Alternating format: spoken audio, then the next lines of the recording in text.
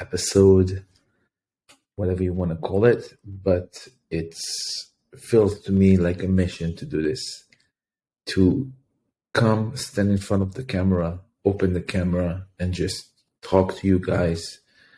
If you listen or you don't listen, if it can help you or not, but if it could help one person, it did its job.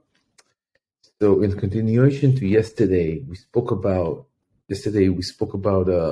something very amazing, that the enemy that we have inside of us, the ego, the Yetzer Hara, the evil inclination that we have, it's actually darkness. And darkness could be easily removed by turning on the light. Just like physical darkness. When we want to remove physical darkness, we come and we light up, we turn on the light. So what does that mean, turning on the light?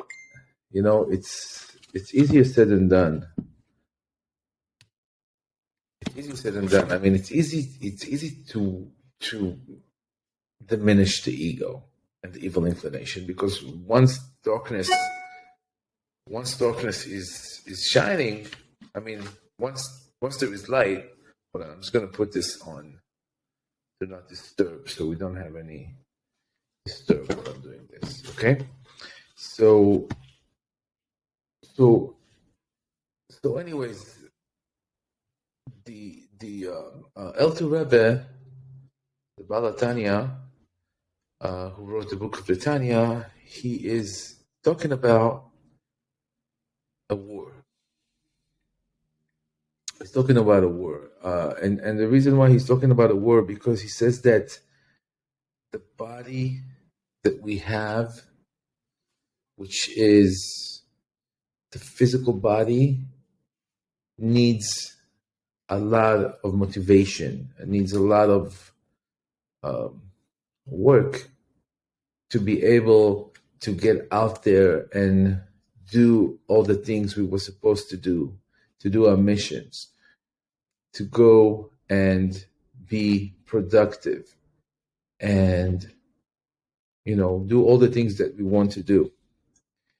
So when we need to understand that we have to reach a point that turning on the light and removing this darkness means that we have to fight with our body an enormous war.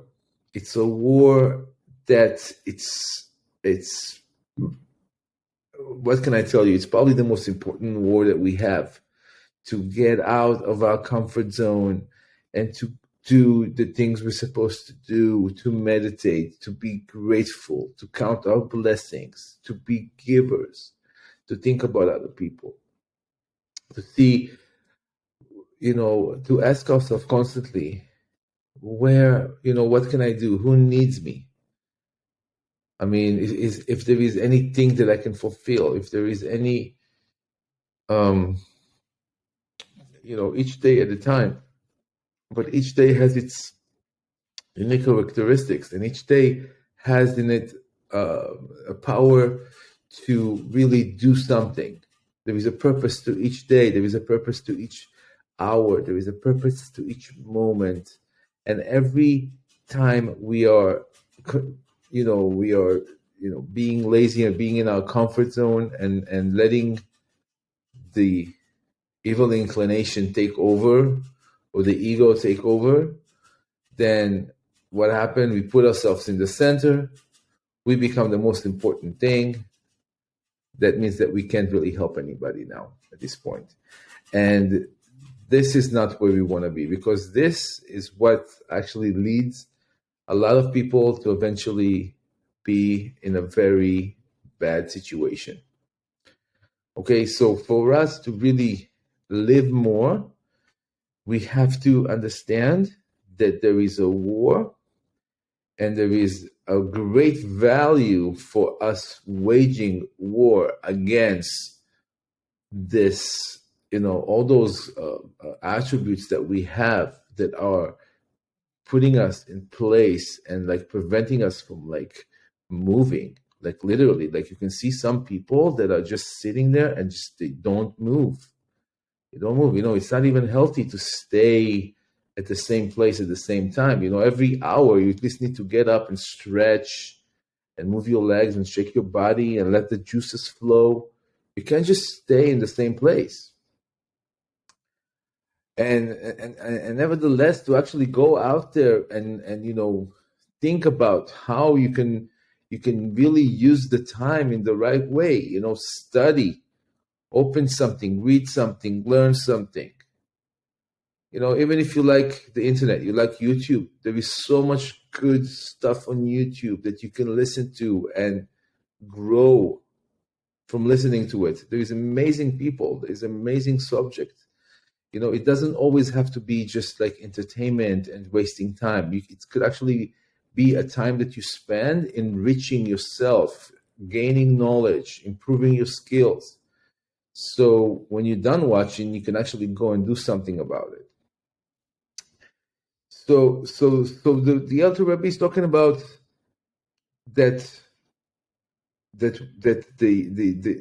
desire, the corrupt desire that we have, that when we wage war against it, it should be like the flame of a fire, and it should be diminished from the understanding that there is a godly part in us, there is a godly soul, that it's an actual part of the Creator. The Creator that created this whole universe.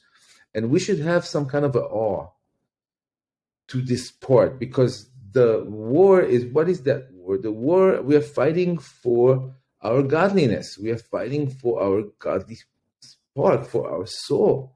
So our soul is actually a part of God. So what does that mean? It means that it has the same characteristics. It's infinite. It's, there's tons of information about what the soul is, but let's just put it in simple words. It's the godly, infinite, unlimited part in us that has zero luck. It has pretty much everything that it needs.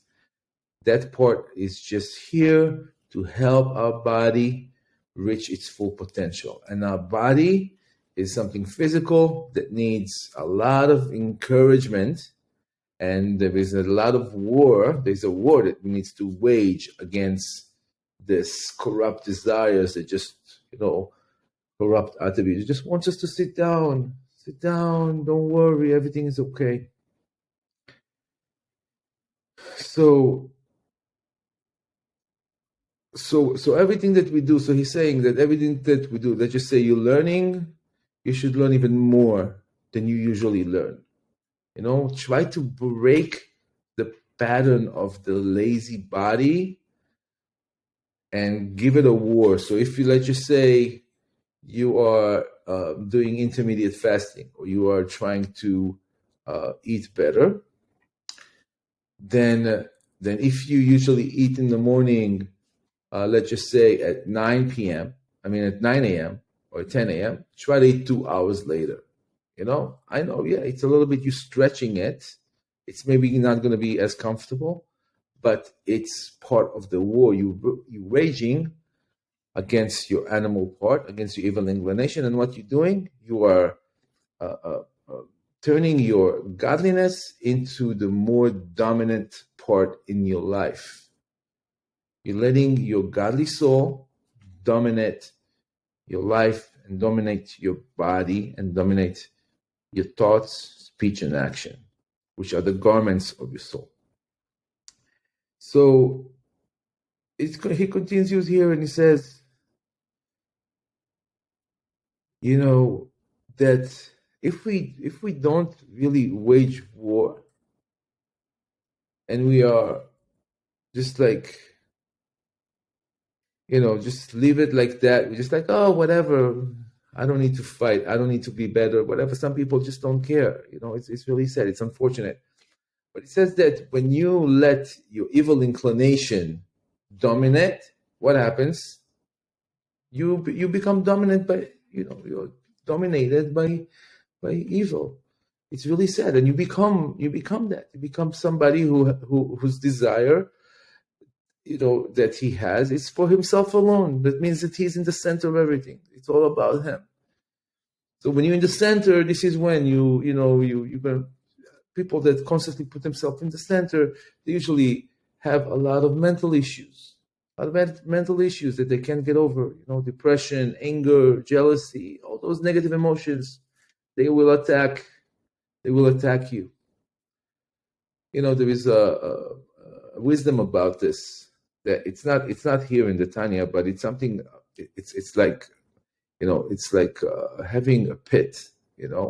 When you have a pit and you don't clean the pit and you don't add water to it and you don't take care of the pit, what you're gonna have there? You're gonna have spiders, snakes, and all those negative animals are taking over. So it's the same thing with the animal soul, with the evil inclination. If you don't take care of it, if you don't try to diminish it, and you don't instead put some godliness into your body, into your life, eventually all those negative emotions will take over. And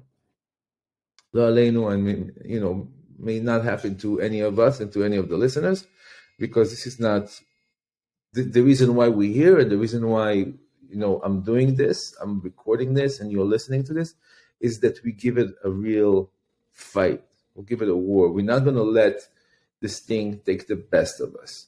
Remember last video that I made, we spoke about how the Alter Rebbe is talking about getting angry. You got to get angry at this thing, because what is this thing doing? Is trying to keep you not doing, trying to keep all your negative emotion to take over you, and your evil inclination to dominate your life, your thought, speech, and action. And you can't let that happen. Under any circumstances, you have to give it a fight, and you have to make your godly soul the dominant part in your life. So it talks about, how do you, part of doing it is also doing good deeds, doing good deeds, giving money to charity, volunteering somewhere. And this idea to remove yourself from doing evil things, for example, you are trying to chase a desire, a corrupt desire, or try to chase something. Just let it go. Just don't do it. Sometimes it's just good just to sit and not do. And it's also when you don't do something that it's actually going to have bad consequences in your life. When you just sit there and you don't do it, that's also something that's also considered almost like a good deed. You just didn't do something bad. It's like a good deed almost. It's considered. And you have to really, really think about it and contemplate about it and meditate about it. The understanding that there is an enemy, that there is something you need to fight. I remember when COVID started, President Trump used to call COVID the invisible enemy. We have a new invisible enemy. It's called COVID-19. Anyway, I don't want to get into what I think about this whole thing, but this is the real, true, invisible enemy. The evil inclination is the true, invisible enemy. It's a force of nature trying to really put us in a bad spot, and we have to acknowledge it, and we have to fight it. We have to get mad at it, and we have to, fight and really take our body and make it move and make it do things that maybe the body doesn't want to do. The body obviously does not want to go to the gym and work out for an hour and a half every day. Okay? Not to mention for 7 minutes a day, 15 minutes a day. But whatever it is, you have to get up and you have to do some kind of physical activity. You have to. Otherwise, you are putting yourself at risk. And the body doesn't want to get up and do any physical activity. But you have to fight with it. You have to make it get up and do it. You go to the gym. This is not a social club. That's a place for you to work and to work hard. There is t-shirts that's called dry fit. So when you go to the gym, you have to make the dry fit t-shirt, which is supposed to keep you dry even if you sweat, look like false advertising. It means you're going to work out so hard that even the dry fit shirt that's supposed to stay dry will get wet. This is when you know you're really doing a good job at the gym. So it continues. So also it talks about, like, for example, sometimes we have a tendency to talk about people. Talking about people is a bad thing. Even if it's true, like if you know somebody that did something negative, whatever it is, stop yourself from talking about anybody. Just like, even when you do that, you are making your godly soul more dominant in your life, in your body. Something like that. Like, even if it's a simple thing,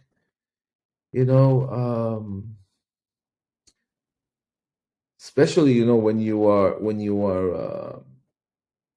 you talk about people and you talk about their negativity, you basically are mirroring. It's a reflection of some kind of attribute that you have inside of you that you just need to work on. So instead of like seeing it in somebody else, which is a mirror of you, and talking about that person, and like pretty much saying that you have negativity inside of you, you need to just stop right there.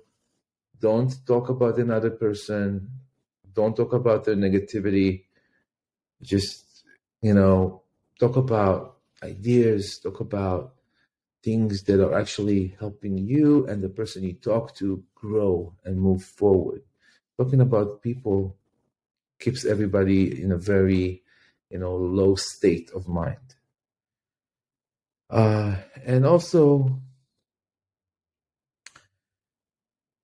even things that are that you're allowed to do. For example, you're allowed to eat, right? You're allowed to eat.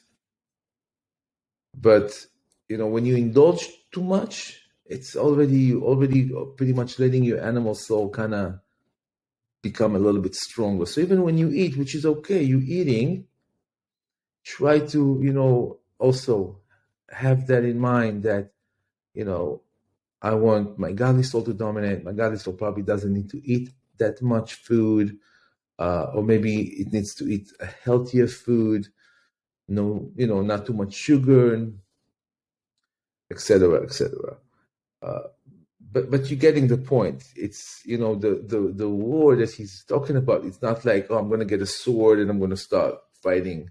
It's with the simple things.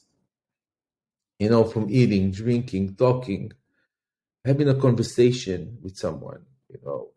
When you have that right mindset, you're going to always try to keep your godly part in control and dominating your animal part, which is what he wants us to do. Because when we do that, we're literally changing the world, because we are changing ourselves. So now we have the godliness, enclosed in us, and we are entering a godly realm. Even though it doesn't seem like, oh, you know what, I stopped myself from talking, evil tongue about someone. How is that godly? It's very godly. It's very godly, and you made a big favor to the world by doing that, literally. So this is pretty much for today. It continues a little bit more, but the idea here is clear. The idea here is clear. We have to really, with every moment and every thought and every action and every word we say, we have to always make sure that it's being said by our godly spark, by our godly part, by our soul, and not by our animal part or by evil inclination. And there is a war, and we have to, again, like I said yesterday, get mad at this thing and wage the war every moment of your life with everything that you do. It starts with the little things, but those little things are huge. Thank you for listening. Looking forward to see you next time. Please subscribe, share, and like this video so these videos could reach people that could use this information. It is information that could help people really take control over their life and their emotions and feel better and live more. See you next time.